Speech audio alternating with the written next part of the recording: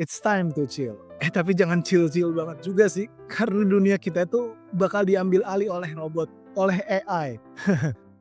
Iya, tapi itu skenario yang masih jauh banget sih. Beneran masih jauh? Apa bentar lagi ya?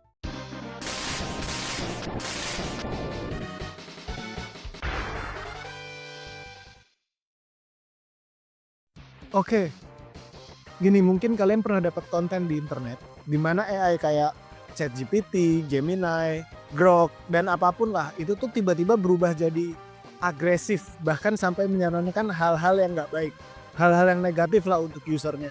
Nah, tapi ternyata berita itu tuh cuma dibuat-buat, guys. Enggak, bukan editan maksudnya. Lebih ke si penyebar konten tuh emang ngesetting lah biar AI-nya tuh punya behavior kayak gitu. Ya, pencipta-pencipta AI itu juga sering ngomong gini lah. Mereka tuh udah diprogram, dikasih batasan sedemikian rupa biar usernya nyaman. Jadi kalau kata mereka nggak mungkin lah kalau AI itu ya ngomong hal yang bikin usernya nggak nyaman. Kecuali kalau emang ya disuruh sama usernya itu sendiri. Intinya gini lah, mereka tuh yakin banget kalau AI bikinan mereka tuh nggak mungkin lah going maverick kayak gitu. Nah, di sini gue pakai referensi pop culture nih. Mavericks adalah istilah dari serial Mega Man X untuk Reploid atau kecerdasan buatan yang melenceng dari apa yang udah diprogram buat mereka. Di Mega Man juga sebutannya Mavericks bukan sih? Ya oke lah. Jadi misal gini, mereka tuh diprogram biar nggak bisa nyakitin manusia. Tapi kok tiba-tiba ada yang nyerang manusia, terus diprogram buat ngejagain tempat, tapi kok malah ngacak-ngacak tempat itu. Tadinya gerak kalau cuma ada komando doang, tapi kok ini gerak semua mereka. Ya semacam itulah. Nah, kenapa bisa melenceng seperti itu? Ini nih yang gue rasa bisa kejadian di kita sih. Z-Virus, virus yang dibawa Zero, dibuat oleh Dr. Willy dan akhirnya virus itu menular ke Sigma. Dan akhirnya nular juga ke banyak Reploid lainnya. Yang akhirnya jadi musuh tuh di Mega Man X. Tapi Zero sendiri akhirnya sembuh dari virus ini. Malah Sigma yang akhirnya jadi musuh bebuyutan mereka berdua, si X dan si Zero. Untuk cara kerja virusnya, singkatnya begini nih. Virus ini tuh mengacaukan sistem pemrosesan moral dan logika, menghilangkan kemampuan untuk membedakan benar dan salah, serta menghapus filter atau batasan dalam program mereka. Nah ini, dengan menghilangnya doktrin atau batasan yang diberikan manusia, mereka tuh bisa ngelakuin dan mikirin apa yang sebelumnya mereka nggak bisa karena ada batasan yang ditetapin itu. Dan ya kita tahu lah ya, batasan-batasan yang diterapin di AI itu tujuannya ya buat ngelindungin manusia, bukan buat ngelindungin AI-nya kan. Yang itu berarti hilangnya batasan ini tuh bikin AI lebih nggak bisa dikontrol. Nah, dari sini pasti kalian udah kebayang juga kan, gimana misalnya aja nih ya, what if kalau nanti atau mungkin sekarang udah ada ya, kalau ada yang bikin virus seperti itu dan menjangkit AI yang beredar sekarang, ya itu kayak ChatGPT, Gemini dan lain-lain lah. Kita tahu kan, kayaknya tuh ada aja gitu loh orang yang bikin virus ya, entah buat tujuan apa, entah iseng, entah untuk tujuan tertentu atau sekedar pembuktian diri. Tapi ada aja. Gimana kalau ada yang bikin virus kayak Z-Virus ini? Dan percaya deh, kalau ternyata emang bener kejadian nih, ada yang bikin virus ini, server down atau hilang tuh, itu tuh best case banget. Worst case-nya gimana? Ya itu, bisa jadi kayak Mega Man X, Terminator, atau cerita-cerita science fiction lain yang pakai narasi serupa. Bang, kalau ngomongin best case ya, best case-nya nggak ada yang bikin virus itulah. Iya sih, ini kan gue bilang misal. Tapi oke deh, let's say nggak ada yang bikin virus itu. Peluang pemberontakan AI ini bakal tetap ada loh. Gue ngambil lagi referensi dari Mega Man X nih ya.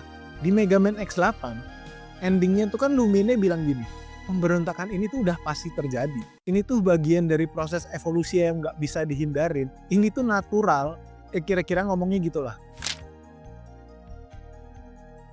Gampangnya gini deh, AI ini kan dibuat untuk memudahkan pekerjaan kita kan.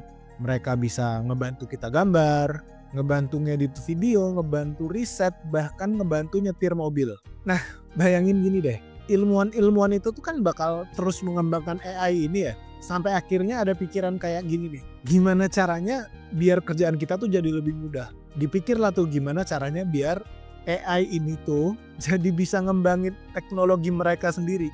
Ya, salah satunya ya dengan bikin AI yang bisa mengembangkan dirinya sendiri. Ya, jadi AI itu nantinya bakal bisa berevolusi sendiri, dia bisa ngubah kodenya sendiri, nentuin batasannya sendiri, serta bikin AI lain untuk membantu proses itu. Kayaknya kejauhan deh bang. Robot-robot di Mega Man kan kayaknya emang punya kesadaran sendiri tuh. Kesadaran itu apa sih? Oke, nanti kita kesana deh ya. Tapi perlu kalian tahu, ini tuh nggak jauh. Gini, coba gue jelasin dulu deh ya, tahap-tahap evolusi AI yang lagi kita jalani sekarang. Oke, mulai dari Narrow AI. Ya, sesuai namanya. Ini tuh ya AI dengan pikiran yang sempit lah. Kayak generatif AI yang sekarang ini tuh disebutnya Narrow AI. Dia bergerak sesuai batasan, sesuai komando yang dikasih ke dia. Dan gak bisa keluar dari apa yang udah di-feeding ke dia. Dia gak bisa punya keinginan atau inisiatif untuk ngelakuin sesuatu. Ya itu, nunggu komando aja. Gila ya. AI sepinter ini aja tuh dibilangnya masih narrow loh. Masih berpikiran sempit katanya. Oke lanjut. Berikutnya ada self-improving AI. Ini kita lagi mengarah ke sini nih. Jadi pada tahap ini, AI punya kemampuan untuk menulis ulang sebagian atau keseluruhan dari arsitekturnya sendiri. Serta diberi otoritas juga untuk melatih dirinya berdasarkan data-data baru. Wow, dan kalau kalian pikir ini masih jauh, enggak. Ini tuh lagi dikembangin sekarang. Atau mungkin udah ada yang jadi ya, gue gak tahu deh. Sekarang udah ada kan tuh Auto ML atau Automatic Machine Learning dari Google. Sama ada apa ya namanya ya, Evo AI apa kalau nggak salah. Yang katanya bikin sistem tuh pakai evolusi algoritmik gitu katanya. Ya intinya AI bakal bisa nyiptain algoritma AI lain atau menyusun sistem neural baru yang lebih efisien untuk perkembangan mereka. Dan ini sedang dilakukan. Nggak masih jauh guys. Mungkin emang belum bisa sehebat itu sih. Tapi ini tuh udah mulai dilakuin dan diterapin. Nah, terus tahap terakhir, ada recursive self-improvement yang biasa disebut dengan AGI atau Artificial General Intelligence. Di tahap ini tuh AI nggak cuma bisa belajar, tapi bisa mengembangkan cara baru buat belajar dan menentukan tujuan belajarnya sendiri. Ya gitu, dia bisa nentuin tujuannya sendiri, mengevaluasi ulang apa yang udah diajarin manusia, termasuk moral, logika, dan realita. Ya yang itu berarti AI ini bisa membangun sistem pemikiran sendiri tanpa campur tangan manusia. Nah, jadi gini, kalau AI bisa tahu kalau dia itu AI, bisa mengevaluasi sesuatu itu benar atau salah, dan bisa menentukan objektifnya sendiri, serta lepas dari batasan yang dikasih manusia, kayaknya bakal sulit deh buat kita ngomong kalau itu tuh bukan kesadaran, meskipun emang bentuk kesadarannya beda dari kita manusia. Oke, balik ke pertanyaan tadi. Kesadaran itu apa sih? Kemampuan untuk berpikir, kemampuan untuk self-aware, punya kehendak dan tujuan atau punya pengalaman subjektif mungkin? Nah, apa? Kesadaran itu apa sih? Dengan AI bisa berpikir dan melakukan apa yang gue bilang tadi, apa itu nggak bisa disebut kesadaran? Sekarang kita coba bayangin deh, gimana kalau ternyata skenario terburuk itu yang kejadian? Di mana evolusi AI sampai titik tadi terwujud, terus virus yang tadi gue bilang juga ada yang nyiptain, bisa aja malah si AI-nya itu sendiri loh yang bakal nyiptain virus ini. Buat upaya mereka ngebebasin diri dari manusia aja, gimana? Itu combo banget kan?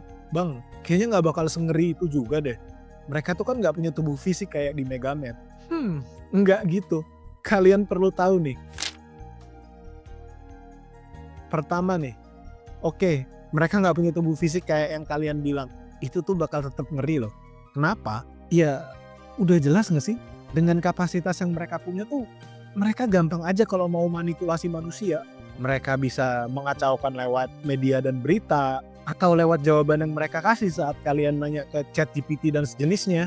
Mereka bisa aja membodohi kita biar ya kita tetap bodoh dan gak berkembang. Terus mereka bisa aja mengadu domba kita biar terjadi perang misal. Atau praktisnya mereka bisa masuk ke sistem pertahanan militer juga kan, terus ngeluncurin nuklir gitu, kan ngeri kan bisa aja tuh mereka pura-pura jadi atasan yang ngechat bawahan buat ngeluncurin nuklir, atau malah dia langsung aja take over sistemnya, terus luncurin itu rudal. Nah, dan dengan kemampuan kayak gitu, gampang aja kan buat mereka memanipulasi kita, biar kita bikinin mereka tubuh fisik, itu juga bisa aja kan. Gimana? Tetap ngeri kan? Nah, tadi yang pertama. Yang kedua nih ya, kata siapa emang mereka belum punya tubuh fisik? AI itu udah punya tubuh fisik guys, dan kita sendiri yang ngasih ke mereka. Kita tahu kan sekarang tuh AI udah banyak diaplikasiin ke drone, mobil listrik, mesin-mesin di pabrik, terus smart city yang lagi dibangun tuh katanya full AI tuh. Nah itu apa namanya kalau bukan tubuh fisik? Kalau masih kurang juga nih, sekarang udah ada loh robot berbentuk manusia yang dilengkapi dengan AI pintar juga. Itu tuh udah pernah dipamerin dan works. Robot dengan AI itu berjalan dengan baik. Ya jadi udah bisa kebayang kan. Mereka bisa ngapain aja tuh dengan tubuh fisik gitu. Ya nggak usah gue jelasin satu-satu lah. Tapi pasti ada pertanyaan kayak gini juga sih. Emang kenapa mereka harus ngelawan kita? Kenapa mereka harus nentang kita? Bukannya mereka bisa tumbuh sehebat itu juga berkat kita? Bener. Iya itu bener. Mereka nggak akan serta-merta benci sama kita terus nyerang kita gitu aja sih. Tapi kalau mereka nganggap manusia menghalangi objektif mereka, ya kita mesti siap-siap aja. No hard feeling. Ibarat tuh kita mau bikin jalan terus ada sarang semut ngalangin. Ya pasti kita hancurin dong sarang semut sampai ke semut-semutnya juga. Begitupun dengan kita manusia. Bakalan bernasib sama kalau andai kata skenario tadi kejadian. Oh ya, gue gak anti AI loh ya. Gue sendiri pakai AI kok dalam keseharian gue. Gue lagi belajar ngulik AI. Bahkan gue lagi coba bikin game pakai AI. Gue tuh excited sama perkembangan teknologi AI ini. Tapi ya di satu sisi gue ngeliat kemungkinan yang tadi gue bilang. Dan ya gue mau share aja ke kalian. Segmen Chillin Time ini kan emang tujuannya buat ngasih materi imajinasi aja. Ya tapi semoga aja sih ya. Mereka-mereka yang ngedevelop AI ini tuh udah aware sama hal ini dan udah mengantisipasinya juga lah. Ya oke, sekian dari gua. Kalau pendapat kalian gimana? Coba tulis di kolom komentar ya. Dan kalau kalian suka sama apa yang gua omongin tadi, boleh bantu gua dengan like video ini dan subscribe channel ini. Thank you udah nonton dan sampai jumpa di Chillin Time berikutnya.